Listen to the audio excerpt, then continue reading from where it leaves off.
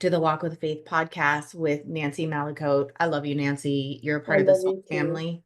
I'm so grateful for you. You have watched, I think, even the first podcast. Mhm. Um, yeah, soul sister, soul family. Love you. Yes, definitely love you too. I'm Yeah, so thankful that we came together. I mean, it has been so helpful. thank you. Yeah, I feel like both of us, because I can feel your love and care. I know I can't always get back to like the messages, and then I see your emails come through and they always make me laugh and smile, but I can like feel, your care and almost like protection that you have for me and Puppy and Ryan, and we feel the same for you. So thank you.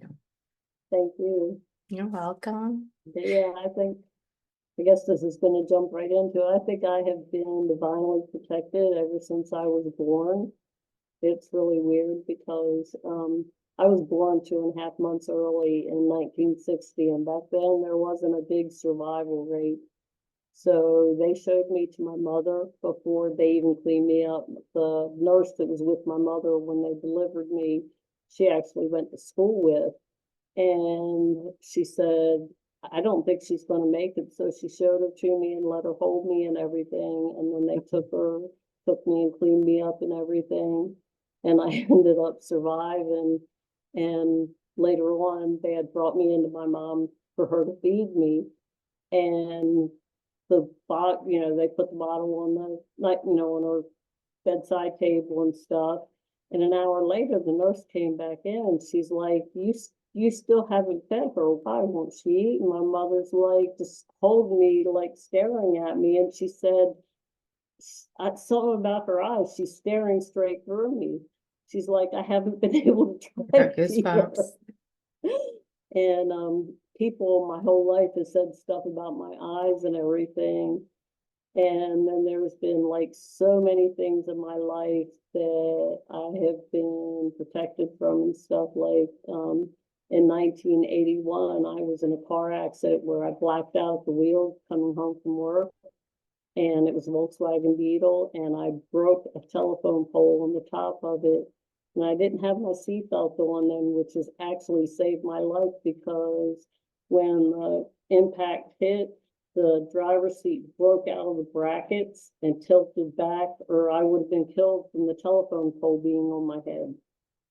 Wow, if And that's not divine intervention. yeah, because yeah, when we tried to get the car back to the house, my dad's like, here, I'll try to bolt the seat in and so you can sit and steer it while I tow.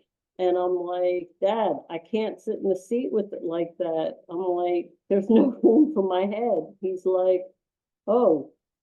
So I can't remember how we rigged it to get it back home, but it was that. And then when I had my third child, my daughter, I had a daughter, a son, and then a daughter. When I had the third one, with the pregnancy grew a cyst that ended up being as big as she was, and it was on top of her. And I kept on telling them, something's wrong, something's wrong. And they're like, no, no, everything's fine. I'm like, no, they said I had a ovarian cyst. They're like, oh, that happens every time it went away. And they actually took me in for an amniocentesis to determine whether, when they were going to pick the baby. Because my first two were C-sections also. And so they had went in and done that. And then they started looking around and they came across the cyst that covered the whole ultrasound screen. They couldn't get it on the screen all at once. So they didn't even wait for the results of the amniocentesis. They just scheduled the surgery. And when I went in to have it all done, they took the baby out and then they started trying to get the cyst out. It was so big, the veins that supported it, every time the doctor got one tied off, it would, start working on another one, it would split back open. They finally decided to take everything out before I bled to death on the table. So that was another one. Then the 40 blood clots when I was 42, which happened over a couple months period of time. And it was from an injury that I had to my knee 2 years prior. I was too active for a blood clot to form when it happened, and I got knocked down 2 years later with the virus. And then that's when the blood clot formed. And when I started going back to classes, it started breaking up and throwing clots to my lungs. And literally, my ex-husband said that it looked like somebody took a paintbrush and just spattered when they did the angiogram. Looks like paint spatter all over my lungs. And I mean, most people die from one blood clot, and I had 40. And then the surgery to get all that removed, my doctor had actually sent 8 people over, and I'd asked him a couple years later, I said, how many people survived that surgery and came back? He said, you're the only one. Gosh. So there has been a lot of stuff that somebody has got to be watching over me. Absolutely. Absolutely. You're definitely being watched over. God's watching over you. Wow. So what are the symptoms? Did you have any symptoms when you had the blood clots? How did you know? Um, the only thing that I had gotten was that as I was walking classes, I kept on getting shorter and shorter of breath. And it got to the point where I was starting to be late for classes. I could not walk through my house without stopping several times. And I finally went to the doctor one day after class, and I'm like, you've got to figure out what is wrong. I said, I cannot walk to classes. I can't walk through my house anymore. And they did a bunch of tests. And he's like, well, your breathing test came back okay. He said, but you've been sitting here for like a half hour and your heart rate is 135. And he's like, that's too high for a resting heart rate. And then they put me in the hospital and ran some tests and found out it was blood clots. And What kind of tests? So when they did the first test, they saw that your lungs were fine, but they had to run a specific test to find the blood clots. an angiogram, it's where they go up through your groin and actually into your lungs and take pictures. Oh, wow. Yeah, You were looked out for sure, and it's good that you had a good doctor to do that procedure to find it. right. Because some don't. Some are like, you're Yeah, fine, or we'll run all these tests. We don't see anything, but then somebody gets worse. So yeah, that's a blessing, Nancy. yeah. Wow. And I was stubborn too. I kept on because I didn't at first didn't want to miss classes. And so every time, like, he'd put me on something and I'd be back a couple days later. Okay, this isn't working. Find something else that's wrong. Right. It's like, Right. fix it. Yeah, fix me. Fix the problem. Yeah, Yeah. Oh, that's good. it was hard. It messed up my thyroid. I still have to take thyroid medication, but back when it was all happening, it literally was throwing everything out of whack. I guess it was my body's way of saying, hey, something's wrong. But Absolutely.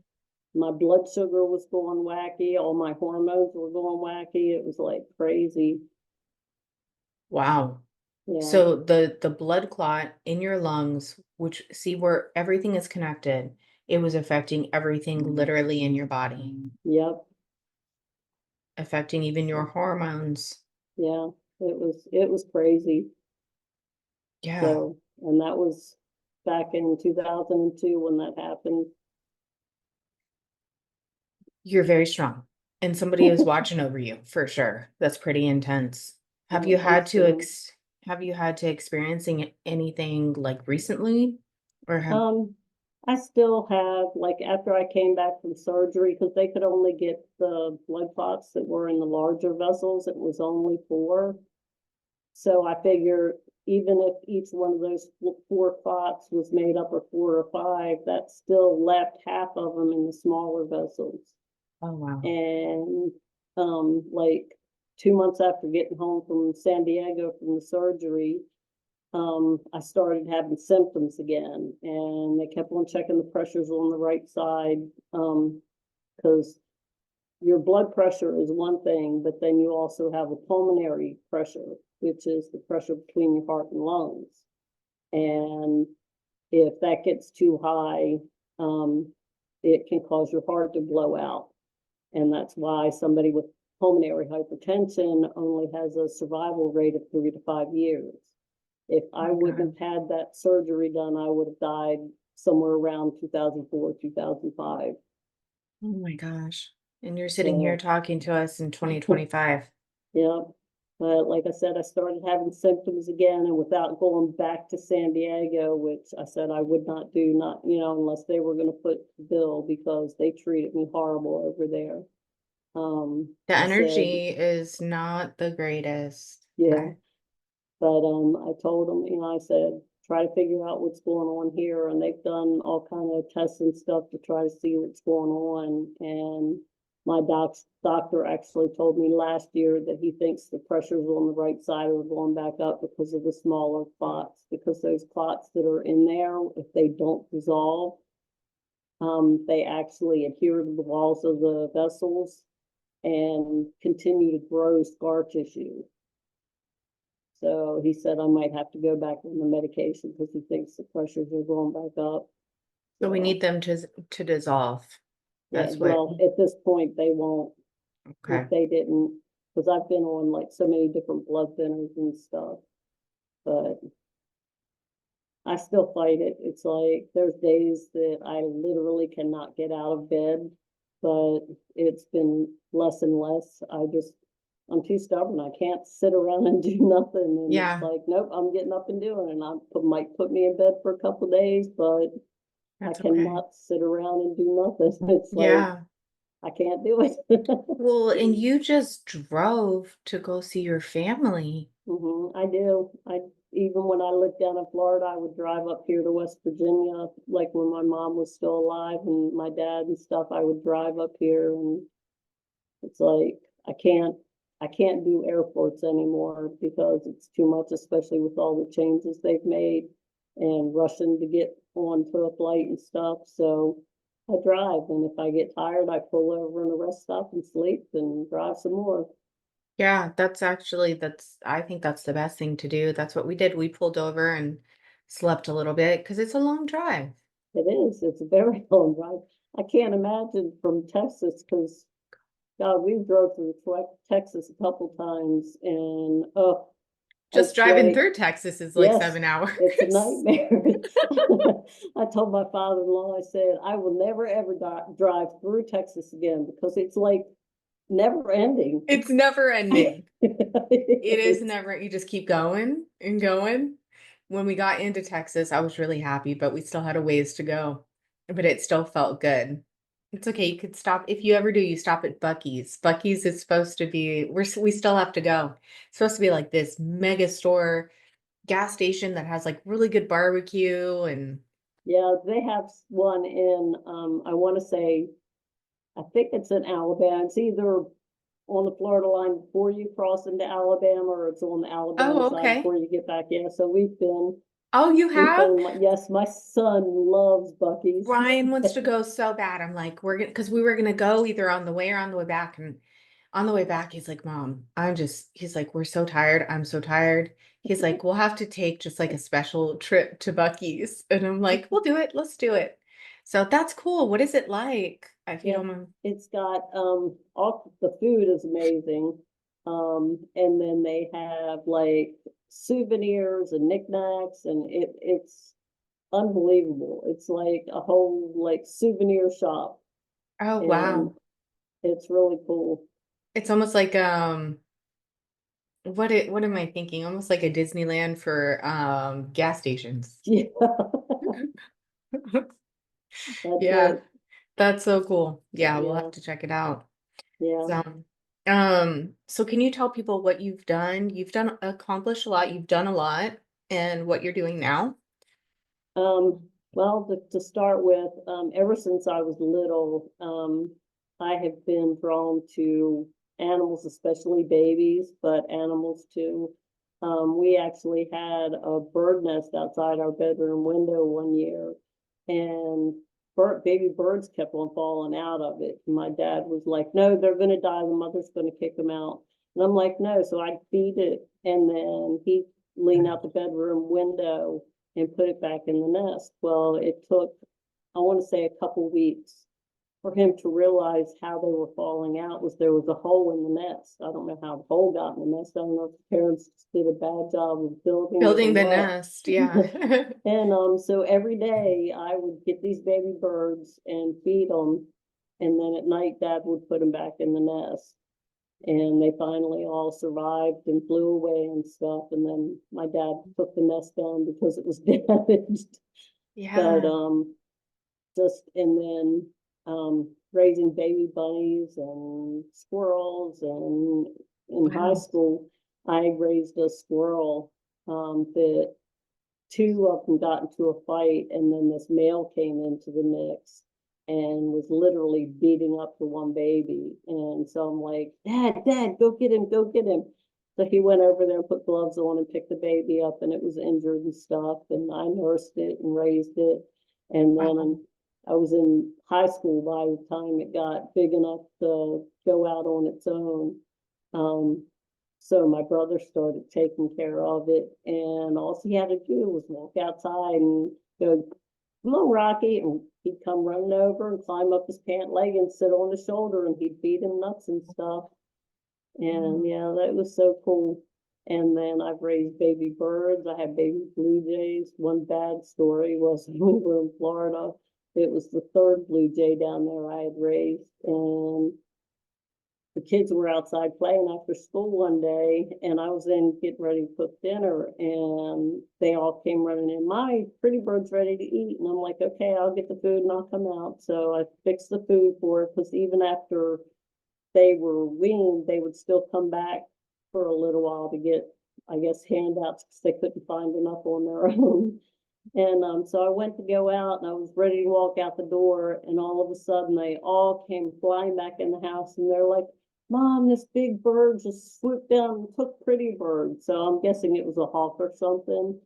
And I'm Right. like, no. And I know, I know predators need to eat too, but it was like, I didn't raise this baby bird to be predator food, Right. all the Oh, time.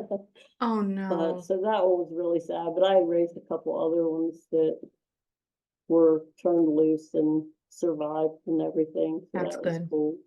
Yeah. Uh, we also had a tufted titmouse. That was kind of neat. It was an adult, but it was injured. So I took it in and nursed it back to health and everything.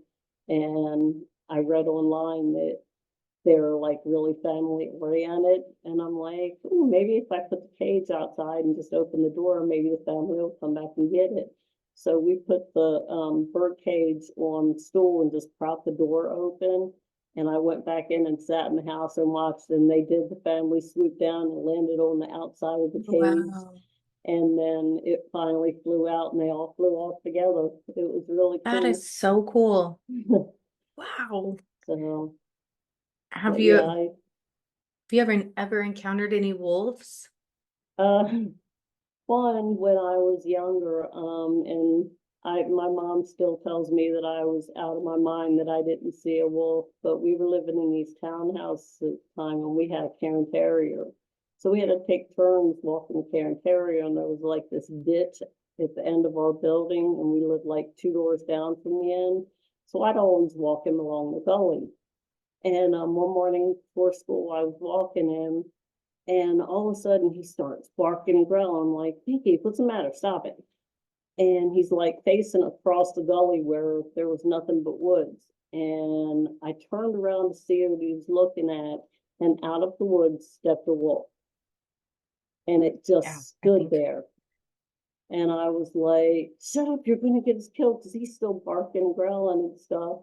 And I'm just standing there staring at this wolf, and I'm like backing up with him, trying to pull him. And of course, he's trying to get across to the wolf and stuff.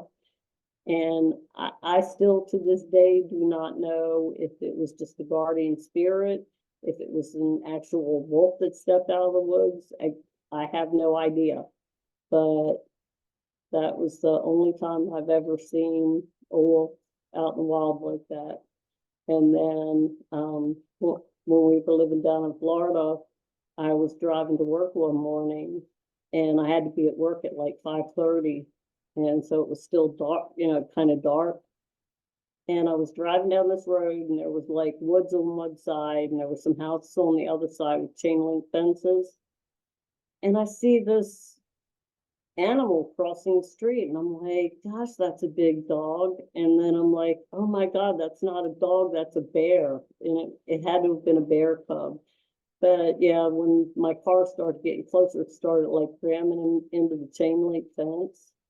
And it was like, oh my God. And I got to work and thought maybe I should call somebody, but I didn't know who to call. I didn't know, where to tell them it even was, because I knew by the time I passed, it was gone. But yeah, that was kind of neat too. Do you feel like the bear was real and possibly the wolf was a guardian spirit? Yeah, I think that's what it was, because I've always been attached to wolves and hawks and bears like my whole life. As a matter of fact, Native American stuff my whole life has always been a thing. Yeah. Um, I was raised Roman Catholic, and when I was about 11, 12 years old, it was like, Mom, do I have to keep on going to church? Like, why? I'm like, "'Cause it doesn't fit." And she's like, what do you mean it doesn't fit? I said, it doesn't fit. It doesn't feel right. So I started doing some reading and stuff and found out about Native American spirituality and got really, really into that. And I'm like, yeah, that's what I want. Yeah. And my mother was like, okay. And so I started going down that trail. And it wasn't until we were actually going to San Diego for my surgery. And she told me that she understood why I did that. She said, I think you were Native American in past life. I said, why? She said, well, you were about 2 or 3 years old. And of course, they had just come out with TVs, then black and white. And then we finally got in the colored one. But my dad would sit on the couch watching Westerns. And my mom said she didn't understand at the time, but he'd be rooting for the Cowboys, she said, and I would be sitting on the floor rooting for the Indians. And I had had no contact or anything about Native American stuff at all. And she couldn't understand then, but until after I grew up, and she said, Remember that night, because like I had talked to you on the phone, but I remember I was like laying in bed and I was going to sleep. And I remember just like not being able to sleep and getting a vision in my head of one of your guides because we had talked about this. And I'm mm-hmm. like, okay, I'm waiting. I'm waiting on you. Do you want to give me some information? Because like I can ask, you know, but I'm very obedient to understanding how powerful the divine is. And I don't demand anything Right. of We don't any have right to. we don't. And so I'm very respectful of that. So I will like put it out and I'm like, okay, when you're ready, let me know. And I'm just sitting there, vulnerable state. I'm like, sleeping, puppy moon's next to me. And I have a message, but it's almost like it was like a vision of, and I told you this, that chief Native American Indian or American Indian, Mhm. but it with like the feathers coming through for you, and it like popped into my head, and I go, okay, I got to tell her. I think I emailed you Yes, we like did. right away. Yes. I don't even know what time it was. Probably like 1 or 2 o'clock in the morning, but I did because it came through. Yeah. So Yeah. I had actually years ago had come across this book that sounded really, really good to me. It was called Ride the Wind, and it was actually about Chief Quanah Parker. He was chief of the Comanche. But when he was younger, um, their tribe had done a raid on an American settlement, and they took some children, some girls, and the one girl, Ann Parker, was a blonde, and they ended up absorbing her, and um You disappeared on me, Nancy. ah, I I see your wolf. how do I explain that? Let's see. Where did Nancy go? That's okay. That shows everybody your wolf. You see that? How Well, how the divine works? Now we get to see your wolf spirit, your guardian. it's It, funny too, because why is this doing this? When I was bring little it back. growing up, I had a lot of Be- dreams of white wolves too, and they would always be walking by my side. It was two of them. One dream that I remember, it was really crazy, was a shark on land chasing after me. And these two white wolves were like chasing the shark away from me so I could get away. But Yeah, how shark ended up walking on land, I don't who know. knows? Yeah, But yeah, it was really weird. that's interesting. Yeah.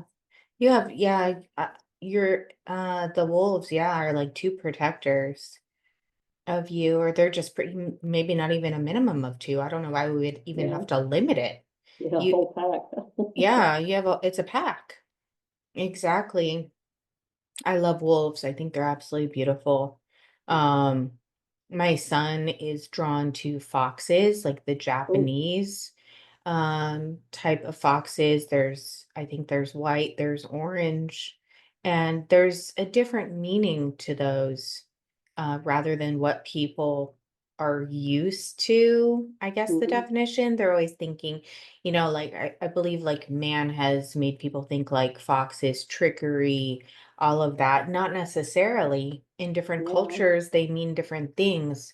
So, yeah, he's got three female spirit guides that work together, and they oh, have, yeah, and they have katana. One of them has a katana. I don't know if others do, but and he even knows their names, but they walk with foxes.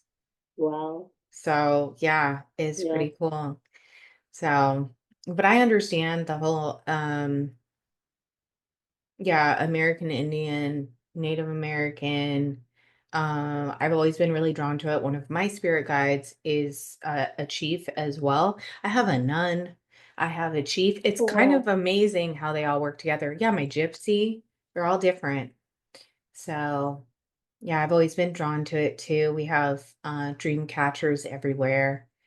So, Yeah, I can't wait to finish getting my stuff unpacked and get my pictures and stuff put up because I have a lot of Native American stuff that hangs on my walls that my son has either gotten me for Christmas or birthdays or something, or I bought. It's like right. I'll just see something I like that, and it's like, okay, I'm getting it. That's awesome. Yeah. I know because your background is the woods. I've always Oh, felt drawn to the woods. Actually, when I lived in Florida, I had to finally stop doing it after I got sick because the heat and humidity made it harder for me to breathe. right. But I did Native American sweat lodges and stuff, and that was so amazing. We used to actually go up camping for the Oh, whole wow. weekend and do sweat lodges every evening, and it was so wonderful. I miss doing that.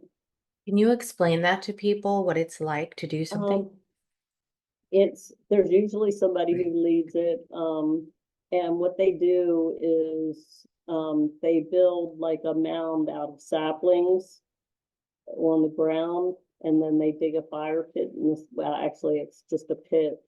And then when the lodge is getting ready, it gets covered with blankets or whatever. And then there's also a door on it. And when it's time to start the sweat lodge, everybody goes in and they sit like around the edge in circles. The ones I was in, there were like so many people. We were like 3 rows deep and right next to each other. But then we used to do them on the weekends, there weren't as many, thank goodness, because that was really bad. But and what they do is they heat rocks outside, and then they bring them in and put the hot rocks in the pit, Oh, wow. and then they pour water over the The rocks steam. and make steam and heat and stuff, and they have sage and stuff on it so it smells good and everything. Yeah. And they just sing and pray and stuff, and it's a way to have spiritual experiences. It's also, they view it as a way of cleansing Yeah, of negative impurities and stuff out of your system. course. But Yeah. yeah, it was really amazing. I really miss doing that. That was my church. Yeah, I love, absolutely. I love that. Of course it was. Yeah, church is wherever you are. It's yep, within you. yep, My but church is in, yeah, is everywhere I go in my home. yep. Yeah. Yeah. But yeah, I love doing that. It was so cool being able to do it, like, because especially 3-day weekends, we'd go up Friday after work and then stay Friday night, Saturday night. And if it was a 3-day weekend, we'd get to stay the extra night, Sunday night too, and then we'd go home on Monday. So we'd do one like every night. We'd do it Friday night, Saturday night, and if it was a Amazing. 3-day weekend, Sunday night.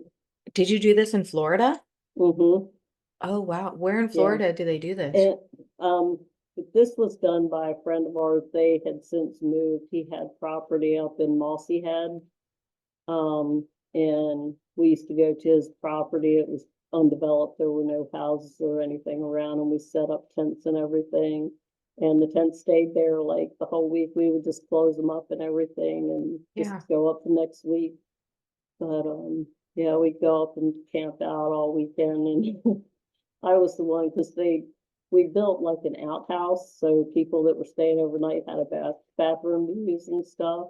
Right. And the first one, the pit wasn't deep enough, and so we ended up having to move it. And I'm like, okay, this time I'm building the pit deep enough that we don't have to fill it in, because we planned on doing it. We didn't know where they were going to end up moving. But I ended up, and this was after I'd gotten sick too. I had a little like kid shovel, and I dug a pit so deep that my ex had to actually help me. He had to like get down on the ground and grab my hand and pull And me pull out you because out. I dug it so deep. Oh my But it was gosh. like this big around, and I guess like 7 foot deep. Oh my gosh. Taller than you. Yeah, of Yeah. course he had to pull you out. I would just dig a shovel full of dirt and just throw it over my head. That's awesome. See, I'll get dirty too. I like going out in nature. Yep, I love it. it's fun. It is so, it's so fun. It's, It's feels good too. yep, it's spring. Mm-hmm. It is. Yeah.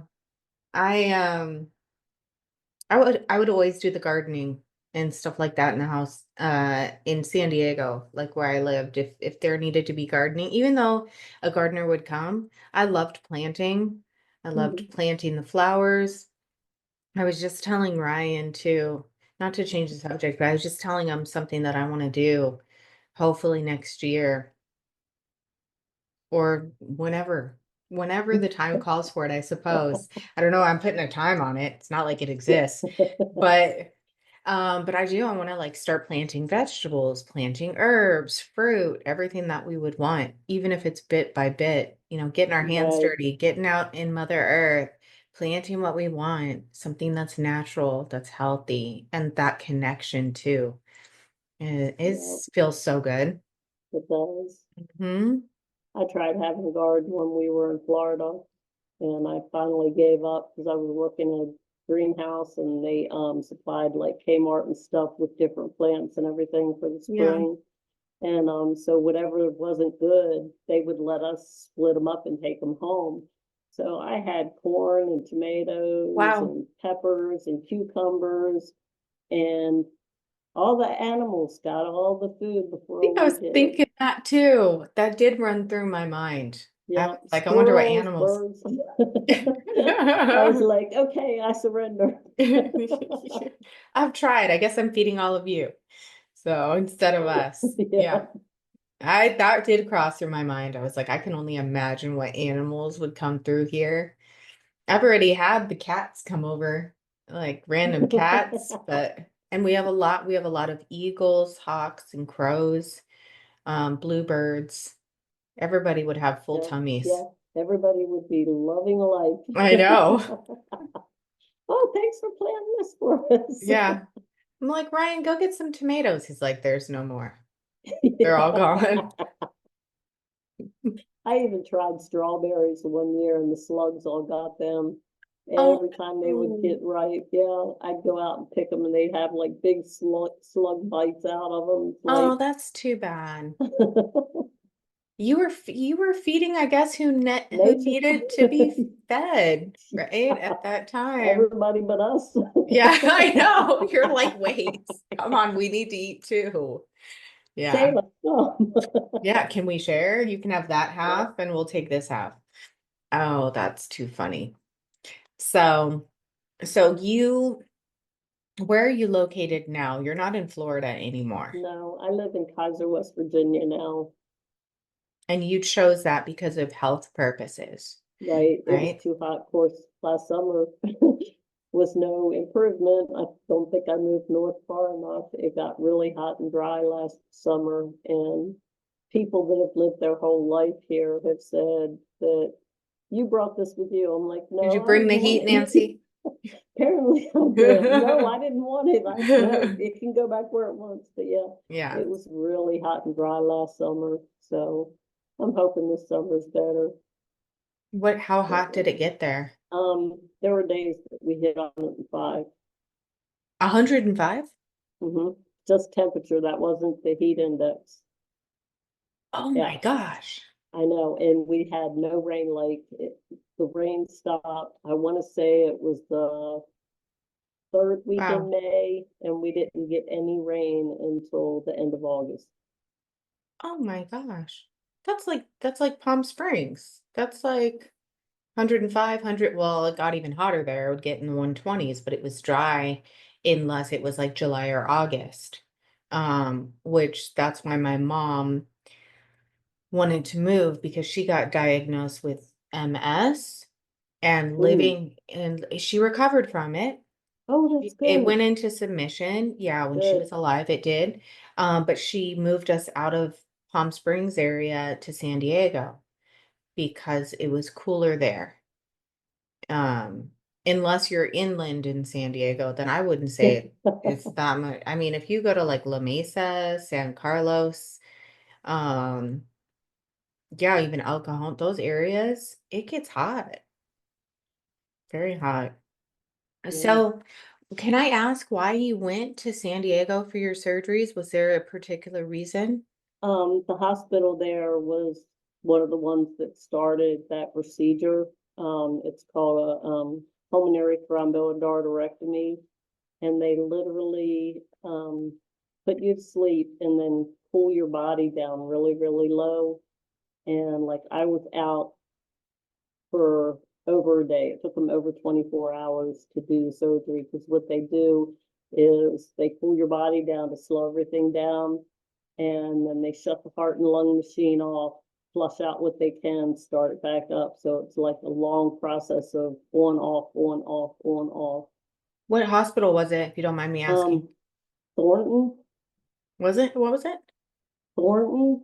Thornton Hospital? Mm-hmm. I don't think I've ever heard of it. No.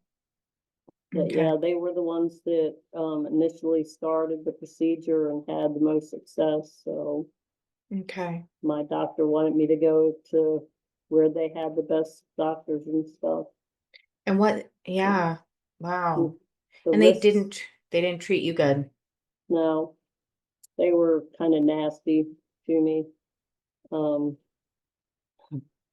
which kind of irritated me because, and I still swear it was from going to school and carrying my backpack, but my mom and my doctor used to yell at me about my backpack because I was still going to school when I originally got the blood clots. And they're like, get one on wheels. So I tried one on wheels, but the problem was to make it to classes on time, I had to walk as fast as I could to cover as much ground and then stop and let my heart rate slow down and then, go again. So I tried doing the wheeling backpack and it didn't move fast enough, so I ended up carrying it anyway. So it was heavier with the wheels, I'm sure. So I And ended up the giving, yeah, I ended up giving them to my kids and saying, here, have fun. But yeah, I think right. that's why I was strong enough, like being stubborn and doing all Hmm. that was what made me strong enough to survive the surgery because yeah, I was still bound and determined to keep going to school and everything until I Right. couldn't. And it was See, like, being stubborn is not a bad thing. It just means that we're like determined. yeah, I'm not stopping, We're darn not it. stopping. We're not You stopping. can't make me. You, because I love it. Like yesterday, Nancy, I'm like, I'm not stopping. I'm doing it. Nothing you can do about it. That is that determination. Yeah, Hmm. I've had that ever since I was little. My mom was funny. She told me a story about one time when my dad was trying to potty train me, and she said he made me sit on that potty chair for 3 hours. My mother kept on telling him, "Let her up, let her up." And he's like, "No, she hasn't gone yet." So finally, he gave in and let me up, and I stood up and took 2 steps away from the pot and then peed on the floor. I could totally see that. Oh my gosh. Got my butt busted, but Yeah, I bet he make me was thrilled. yeah.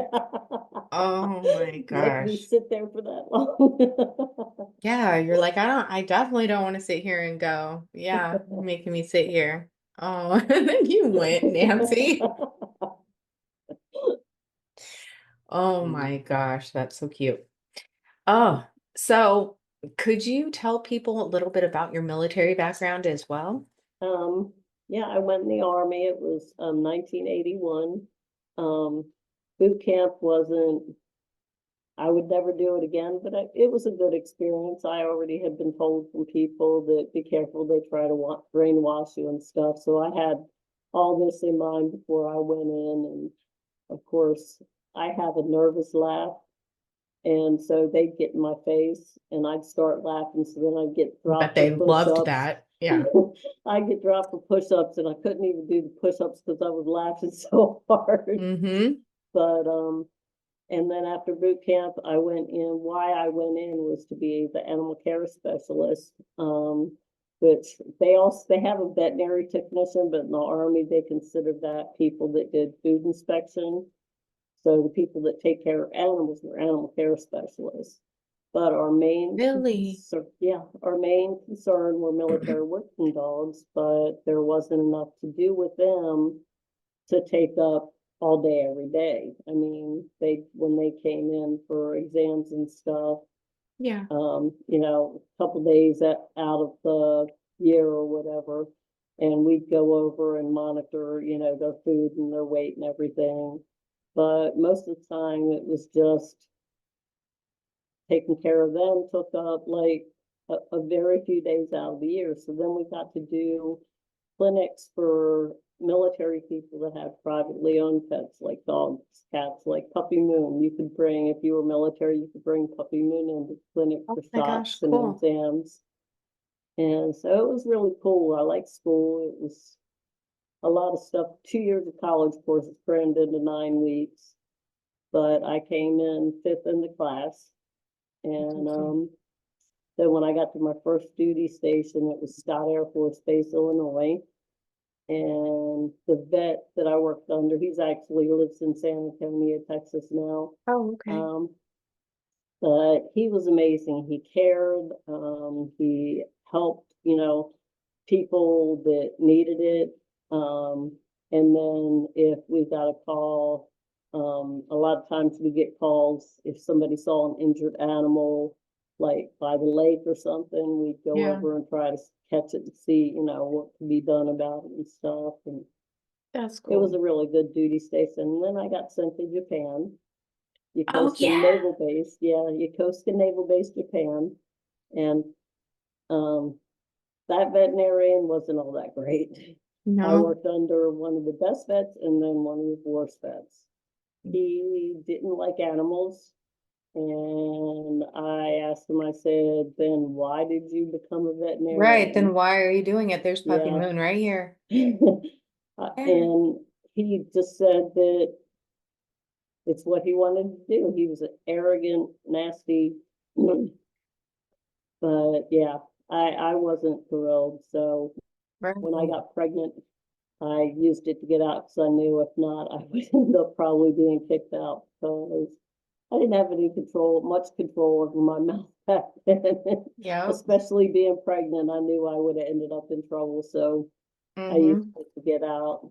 But and I had my first two children over there. But I loved, if I could have stayed at Scott Air Force Base working under the vet I worked under first, I probably would have made it a career. Yeah. What was your what was your favorite thing? Did you get to explore any of Japan when you were there? Yes, I went on Mount Fuji tours. We went other places. It was so beautiful over there and so cool. I Wow. just, yeah, I would love to go back, but it's very expensive to fly over there. But Yeah. yeah, I loved it over there. The food was amazing and just the people were so cool. We used to go out off base on the weekends and hit the bars. And one of the Yeah. Japanese, I had never had a soft taco before. And one of the bartenders in one of the bars we went in all the time, it's like, you have to try, you have to try. I'm like, okay. After that, I never ate a hard shell taco again. Wow, so they had soft tacos there? Mm-hmm. Are they different Yeah. than No, they're the they're same? yeah. Oh, the pizzas were different. We went to this pizza place, Shakey's, I think it was called. They had pizza with corn on it. They had pizza with shrimp on it. It was like some of the stuff they put on pizza, I was like, okay, that's a bit weird. That's different. I'm not used to that pizza. But yeah, some of the stuff they definitely have their different ideas about stuff. And like the house we lived in off base, because there wasn't enough base housing, was up top of this big hill. You actually had to walk past this little shrine to get up to where our house was. And you could either go up the steps and then the hill or straight up the hill all the way.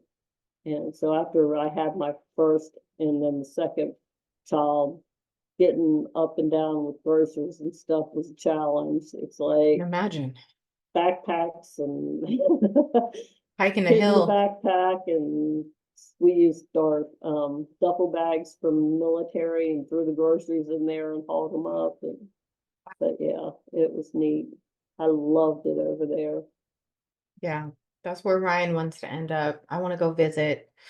Um, my dad was big on, and so was my grandfather, on Japanese culture.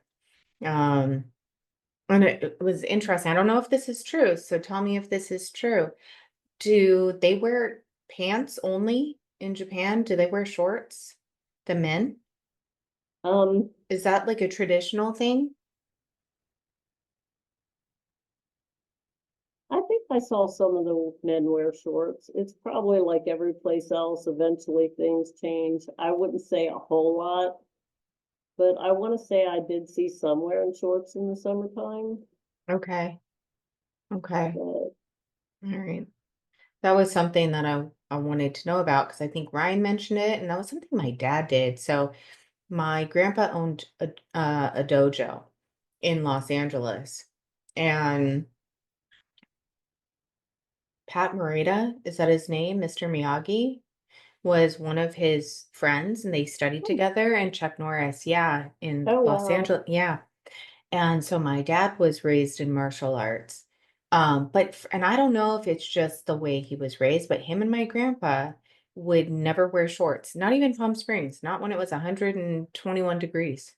wow, Yeah, unless he was in the pool, when swimming, of course, he right. had a bathing suit, but that was something he was like very stern about. He felt it was not, I don't know why he would think this, but not the masculine thing to be like wearing shorts showing your legs or something. Oh wow. Yeah, it was Um, they were very disciplined when it now came to that. So I don't yeah, know if that was something that originated there that you saw? Now, I do know that, so I worked as a DJ at the club, and to actually get into the entrance of the club, you had to go out the gate and then into the entrance. And it was a base club, but you had to go out the entrance. You were not allowed to go out of the gate if you had torn, shredded holes, like if your cuffs were shredded or if you had holes in your jeans or something, you could not go out the gate. They would not let you out the gate. Oh, wow. So yeah, they were very strict about appearance, I would say. So maybe it's just that was that time or Yeah. something, or the way. Did you say you were a DJ? Hmm. What? Nancy, Yeah, that's in a so cool. country bar. That is so cool. That's awesome. When did you do that? It was while I was in the military stationed over there. I moonlighted as Wow. a DJ. Yeah, I started going to the club, like right after I got there, and this one DJ that was there, I talked to him, while he was DJing and stuff, and he was getting married and getting transferred back to the States. So he said, "You want to learn how to do this?" I'm like, "Sure." So he showed me how to do everything, and then he talked to his boss when he was getting ready to leave, and I got hired. That is so cool. You have a lot of different skills. You've experienced a lot. Yes. So, we haven't even gone over any of these questions. We've just been diving right in. I don't even know why I'm looking at them. Let's see. Okay, I'm gonna ask you this one, Nancy. What are you doing currently? Like now? Um, right now I'm still working on trying to get my house in order, but the next thing I want to work on for spirituality and stuff is I have always been drawn to infants, like little babies. And from what I understand here, the hospital does not have a program for people to come in and like rock babies or whatever that don't have somebody to take care of them, or like if their mom is sick and can't, spend that Right. much time with them. Other hospitals have programs where they call, I think it's called Grannies for Babies or something like that. Anyway, people go in and Love sit it. and hold these babies and rock them and help take care of them and stuff so they get the contact they need. The And love, the so, contact, the yeah, support. Oh my gosh. so I'm going to That's see if I can get it started in the hospital here. that is very important. That is very important to do that. Yeah, To and I give need to them. hold little babies. Yeah, I know. It's good for you too. It's good for you. I'm thinking about the babies because they talk about it. I mean, if you think about it, you come out of your little like spot, your comfort, Hmm. and it's like, And you're thrown in this big cold world. yeah, exactly. And then if there are the moms that are unable to do that for whatever reason, Hmm. maybe, yeah, you're gonna start that so the babies can get that tender loving care, Yep, love, and then you can too. yep, of So, course. yeah, that's amazing. It's amazing.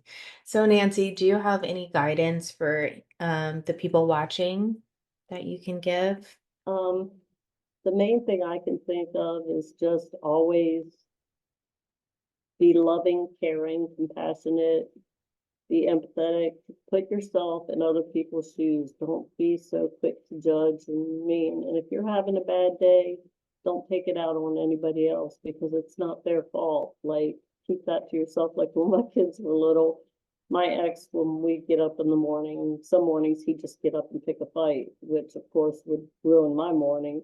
But I got to thinking the kids don't deserve to be treated like that. So I would go out after he'd leave, and like while I was making their breakfast and stuff, I would joke around. I actually threw pancakes across the room I one love it. day That's right. because I was playing like flyer saucer and the pancakes Right. went phew. But it got the kids laughing and it put me in a better mood because they didn't Right. need to, they already heard the argument. They didn't need to deal with me being in a bad mood too. So I'd make it funny and cheer everything up after he left. That's awesome, Nancy. Thank you. Yeah, you're a beautiful spirit. Wonderful spirit. So, Thank you. Thank you. All right. So I guess we'll end it here. We'll do another one if you would like. Sounds good. Okay. All right, guys. Oh, Nancy, is there any way for people to contact you or anything like that? Just my email. You can put my email out. You have it, right? I do. runningwolf113@yahoo.com. Yeah. Okay. So I'll So put that that's my in the phone. comments. Awesome. Okay. All right, guys. All Thank you right. for joining us. We love you. We pray that you are always surrounded by the Most High God's love, protection, and blessings. There goes Puppy. You ready to Bye, go? puppy. Say bye. Thank you so much, Nancy. Thank you. This was wonderful. Thank you.